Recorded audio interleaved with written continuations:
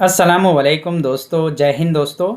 दोस्तों इस वीडियो में हम बात करेंगे, आपका भी अगर अपना लेबर कार्ड बना है तो महाराष्ट्र इमारत इतर बांधकाम कामगार कल्याणकारी मंडल में अगर आपका लेबर कार्ड है तो लेबर कार्ड के ऊपर आपके लेबर के खुद शादी के लिए, यानी कि जिसका लेबर कार्ड है उसके शादी के लिए 30,000 रुपये का आर्थिक सहाय्य दिया जाता है कल्याणकारी मंडल की तरफ से।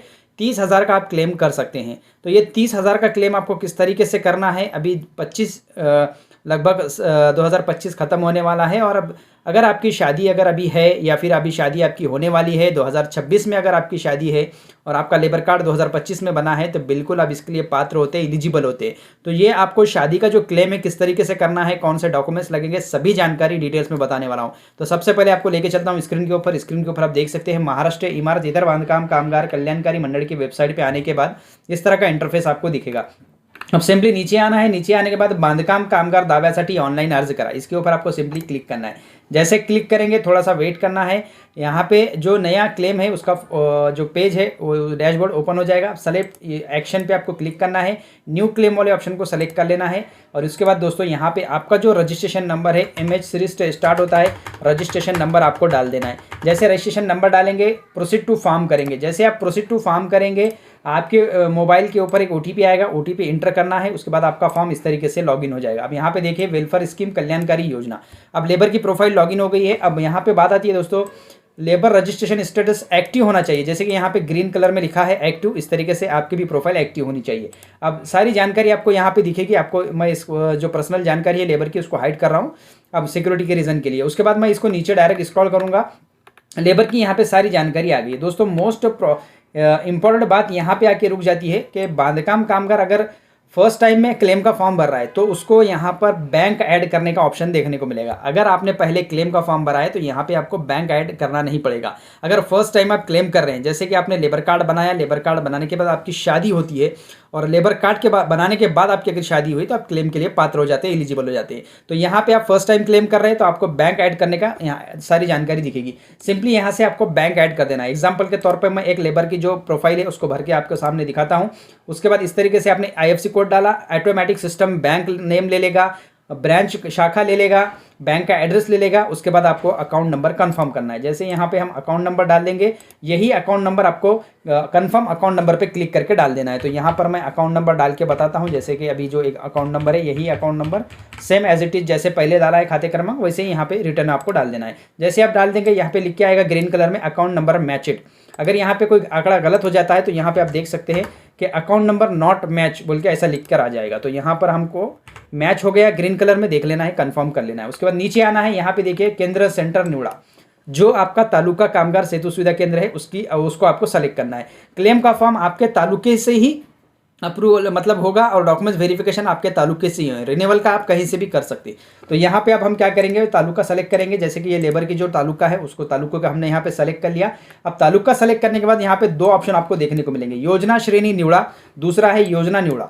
तो पहले आपको श्रेणी सेलेक्ट करना है, तो कैटेगरी आपको सेलेक्ट करना है जो भी स्कीम में आप बैठते हैं। तो ये शादी का क्लेम है तो हम यहाँ पे क्लिक करेंगे और यहाँ पे सोशल वेलफेयर स्कीम फाइनेंशियल आर्थिक कल्याण योजना सेलेक्ट करेंगे। उसके बाद यहाँ पे जब सोशल वेलफेयर स्कीम समाज कल्याण योजना पे हम क्लिक करेंगे। और उसके बाद देखिए बहुत सारे यहाँ पे S01, S05, S06, S07, S13 यहाँ पे दिख रहे हैं। तो इसमें जो आप पात्र है एलिजिबल है उसके लिए आप क्लेम कर सकते हैं। हम S01 का क्लेम यानी कि फर्स्ट मैरिज लेबर की उसके ऊपर क्लेम करेंगे। इसको सेलेक्ट कर लेना है। जैसे आप योजना सेलेक्ट कर लेते हैं यहाँ पे चेकबॉक्स देखिए आपका जो योजना है वो सेलेक्ट हो गई। अब डायरेक्ट आपको नीचे स्क्रॉल करना है।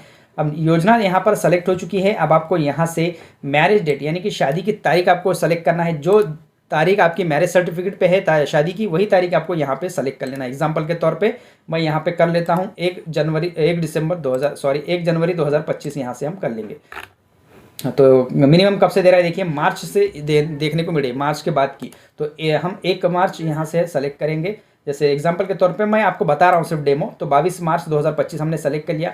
मैरिज रजिस्ट्रेशन की जो तारीख है वो आप सेलेक्ट कर सकते हैं, कौन से तारीख में आपने रजिस्ट्रेशन मैरिज सर्टिफिकेट बनाया वो तारीख यहाँ पे आपको डाल देना है। मैरिज रजिस्ट्रेशन प्लेस यानी कि कहाँ पर आपकी शादी हुई है उसको यहाँ पे आपको मेंशन कर लेना है। एग्जांपल के तौर पे मैं यहाँ पे डाल देता हूँ जैसे एग्जांपल के तौर पर डाल दिया, आपको बताने के लिए सिर्फ डेमो है, क्योंकि ये लेबर भाई की अभी शादी हो चुकी है, इनका क्लेम भी हो चुका है, इनको डीबीटी भी हो चुकी है। तो यहाँ पे अब मैंने डाल दिया। उसके बाद यहाँ पे जो मैरिज सर्टिफिकेट है, दस्तावेज क्रमांक, उसको यहाँ पे आपको डाल देना, जो भी नंबर होगा उसको यहाँ पे आपको मेंशन कर देना है। उसके बाद नीचे स्क्रॉल करना है, एप्लीकेंट सपोज अर्जदाराचा जोडीदाराचा तपशील। अब आपके जो वाइफ है, जैसे आपने योजना सेलेक्ट कर लिया, यहाँ पे आपको नाम सेलेक्ट करने का ऑप्शन नहीं आएगा, डायरेक्ट आपकी वाइफ का नाम यहाँ पे आ जाएगा, जैसे आप स्क्रीन पे देख सकते हैं। जैसे नाम भी आ जाएगा, आधार नंबर आ जाएगा, यहाँ पे रिलेशन संबंध यहाँ पे आ गया पत्नी, और उस पर जो आपकी वाइफ है उसकी जो आपने रजिस्ट्रेशन करते समय जो डेट ऑफ बर्थ डाली थी वो डेट ऑफ बर्थ भी यहाँ पर आ गई, और उनकी यहाँ पे आगे एज में देखने को मिलेगी। अब ये जानकारी आपको कुछ भरना पड़ा कि यहाँ पे कुछ भी नहीं भरना पड़ा, सिर्फ आपको जो बैंक अकाउंट आपके लेबर कार्ड के अंदर नहीं था, जहाँ पे आपको ऑनलाइन क्लेम करना था, तो फर्स्ट टाइम आप क्लेम करेंगे तो आपको जो बैंक अकाउंट है वो यहाँ पे ऐड करने को मिलेगा। अगर आप सेकंड टाइम अगर आप क्लेम कर रहे हैं तो फर्स्ट टाइम का ही बैंक अकाउंट इसके अंदर आएगा, आपको बैंक अकाउंट यहाँ से एडिट और नया ऐड करने नहीं आएगा, चेंज भी करने नहीं आएगा।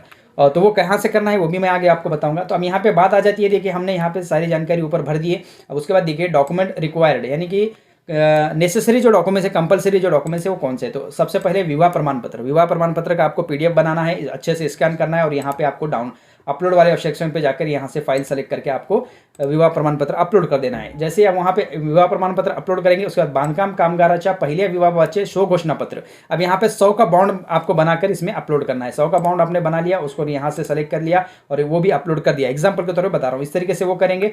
उसके बाद आधार कार्ड, हस्बैंड वाइफ दोनों का आधार कार्ड एक पीडीएफ बनाकर आपको अपलोड करना है। जैसे इसके ऊपर क्लिक करेंगे, हस्बैंड वाइफ का आधार कार्ड यहाँ से सेलेक्ट करेंगे और ये आ जाएगा। उसके बाद शीदा पत्रिका, यानी कि जो आपकी राशन कार्ड है, आपकी शादी होने के बाद आपका राशन कार्ड में आपके वाइफ का नाम होना बहुत ज़रूरी है। अगर ये नहीं रहता है तो आपका क्लेम रिजेक्ट हो जाएगा। तो आपके एग्जाम्पल के तौर पे आपके वाइफ का राशन कार्ड में नाम है और आपके प्रोफाइल में भी नाम है, तो आप फिर आप क्लेम के लिए अप्लाई कर सकते हैं। तो यहाँ से आप क्लिक करेंगे और आपकी जो राशन कार्ड है उसको सेलेक्ट कर लेंगे। पीडीएफ स्वरूप में आपको रखना चाहिए, दो भी राशन कार्ड का फर्स्ट और बैक दोनों साइड आपको अपलोड करना है स्कैन करके। उसके बाद अर्जदाराचा बैंक पासबुकाची प्रत, तो आप जो बैंक नंबर इसके अंदर डाले हैं, खाता नंबर लेबर के जो आपने क्लेम करते समय, जब हमने ऊपर जो आपको आईएफएससी कोड, बैंक का नाम, बैंक का एड्रेस जैसे डाला है, बैंक अकाउंट नंबर, वही उसी बैंक की पासबुक की मतलब ओरिजिनल उसको स्कैन करके यहाँ से अपलोड करना है। तो बैंक पासबुक यहाँ से आप सेलेक्ट करेंगे चूज फाइल पे, और यहाँ आकर आप इसको बैंक पासबुक को सेलेक्ट कर लेंगे। इस तरीके से आपको कितने 5 डॉक्यूमेंट्स है नेसेसरी, ये आपको अपलोड करना ही पड़ेगा।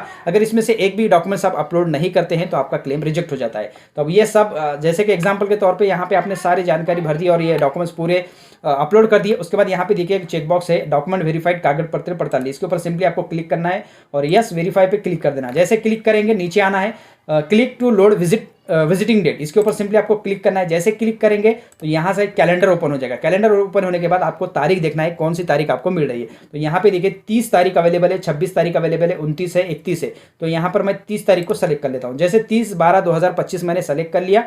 उसके बाद आपको सिंपली इसके ऊपर कैलेंडर पर क्लिक करना है, फिर से क्लिक करना है, ताकि आपको देखना है आपको जो तारीख आपने सेलेक्ट की वही तारीख आई है नहीं आई, क्योंकि यहाँ पे देखिए ग्रीन कलर में वो डेट देखने को मिलेगी। अगर ये तारीख सेलेक्ट नहीं होती तो ग्रे कलर में ही रहेगी, अगर आपकी तारीख सेलेक्ट हो गई है तो फिर ग्रीन कलर में आ जाएगी। तो ग्रीन कलर में आ गई, आपकी तारीख बुक हो गई। उसके बाद चेक बॉक्स पे क्लिक करना है, उपरोक्त माहिती सदर के लिए सखरिया है कोटी नहीं, ऐसा बोल के ये चेक बॉक्स पे आपको क्लिक कर लेना है। उसके बाद सबमिट वाले बटन पे आपको क्लिक कर देना है। ये जो सबमिट वाला बटन दिख रहा है इसके ऊपर सिंपली क्लिक करना है। तो यहाँ पे देखिए अभी फॉर्मेट नॉट वैलिड दे रहा है, क्योंकि मैंने कोई भी डॉक्यूमेंट्स इसमें अपलोड नहीं किया है, सिर्फ आप लोगों को बताने के लिए ये सारी जानकारी मैंने बनाई है। आई होप कि दोस्तों आपको जैसे मैंने बताया है उस तरीके से आप भी अपने लेबर कार्ड के ऊपर खुद का फॉर्म भर सकते हैं। लेबर का जिसकी शादी है, जिस लेबर की शादी हुई है। अब ये बात आती है फॉर्म कब भरना है। तो दोस्तों ये फॉर्म आपको आपकी शादी के बाद भरना है। जैसे आपने, मैं एग्जाम्पल के तौर पर जैसे फिर से बता रहा हूँ, 2025 में आपका लेबर कार्ड बना है, 2026 में आपकी शादी होती है, जैसे कि मार्च, जनवरी, फरवरी, मार्च कभी भी होती है, और लेबर कार्ड आपका 25 में बना है, तो इसके लिए आप पात्र हो जाते हैं, एलिजिबल हो जाते हैं, फिर इसके लिए आप क्लेम कर सकते हैं। तो ये क्लेम करने के लिए आपको महाबीओसी की वेबसाइट विजिट करना है, और आपको अगर नहीं आता है तो किसी भी ऑनलाइन सेंटर पर, सीएससी सेंटर पर जाके मात्र 150 रुपये में आप ऑनलाइन फॉर्म भर सकते हैं। ये फॉर्म भरने के बाद आपको क्या डॉक्यूमेंट्स लगने वाले हैं वो मैंने बता दिया आपको। पत्नी का आधार कार्ड लगेगा, पति का आधार कार्ड लगेगा यानी कि लेबर का। उसके बाद पत्नी का राशन कार्ड में नाम होना चाहिए और पति का भी राशन कार्ड में नाम होना चाहिए, साथ में मैरिज सर्टिफिकेट होना चाहिए। और उसके बाद 100 के बॉन्ड पे आपको प्रतिज्ञा पत्र देना होगा, शपथ पत्र देना होगा कि फर्स्ट मैरिज आपकी है। इस तरीके से ये नेसेसरी डॉक्यूमेंट्स है, कंपलसरी डॉक्यूमेंट्स है। ये डॉक्यूमेंट्स लगाकर आप अपने शादी का क्लेम का फॉर्म भर सकते हैं। अब ये क्लेम का फॉर्म आपने भर दिया, अब इसको समय कितना लगेगा, तो दोस्तों 1 महीने से लेकर 3 महीने या 4 महीने भी लग सकते हैं, जो कि आपके फॉर्म के प्रोसीजर को कंप्लीट होने में और आपके फॉर्म को मंजूरी होने में। तो आपको आपको पहले तो स्लॉट बुक कर लिया, वो डेट पे आपको जितने डॉक्यूमेंट्स आपने अपलोड किए हैं सभी ओरिजिनल डॉक्यूमेंट्स लेकर आपको तालुका कामगार सेतु सुविधा केंद्र पे जाना है। जो तालुका केंद्र आपने सेलेक्ट किया है वहाँ जाकर डॉक्यूमेंट्स पूरे ओरिजिनल लेके जाना है साथ में, और वेरिफिकेशन करना है। आपके वाइफ को साथ में ले जाने की जरूरत नहीं है, बस आपको ही जाना है, जिसका लेबर है कार्ड है उसको ही जाना है, क्योंकि आपका थंब और लाइव फोटो लगेगी, उसके बाद आपका वेरिफिकेशन हो जाएगा। वेरिफिकेशन होने के बाद वहाँ से 1 महीने से लेकर 3 महीने तक आपको वेट करना पड़ सकता है। उसके अंदर भी आपका फॉर्म मंजूर हो सकता है, एक्सेप्ट हो सकता है, या आपको थोड़ा सा अधिक समय भी लग सकता है। तो ये आपका फॉर्म वहाँ से लेकर 1 महीने में या 2 महीने में या 3 महीने में मंजूर हो जाता है, तो आपको SMS आ जाता है की तुमचा फॉर्म अर्ज मंजूर झाला आहे, पुढील कारवाईसाठी मंडळाकडे पाठवत आहे। ये आपको SMS आने के बाद अब DBT कब होती है ये भी कामगारों का सवाल रहता है। तो 15 से 20 दिन के अंदर, रेयर केस में किसी किसी को 1 महीना लग जाता है, ऐसे फिर आपका जो मंजूर हुआ है वहाँ से 15 से 20 दिन में आपकी DBT हो जाती है। तो इस तरीके से आप अपना क्लेम कर सकते हैं। आई होप कि जानकारी आपको अच्छी लगे, वीडियो पसंद आए तो वीडियो को लाइक और दोस्तों में शेयर जरूर करें। इससे रिलेटेड कोई भी क्वेश्चन हो, कोई भी क्यूरी हो तो मुझे कमेंट करके बता सकते हैं, या फिर आपके नजदीकी कामगार सेतु सुविधा केंद्र से संपर्क करें।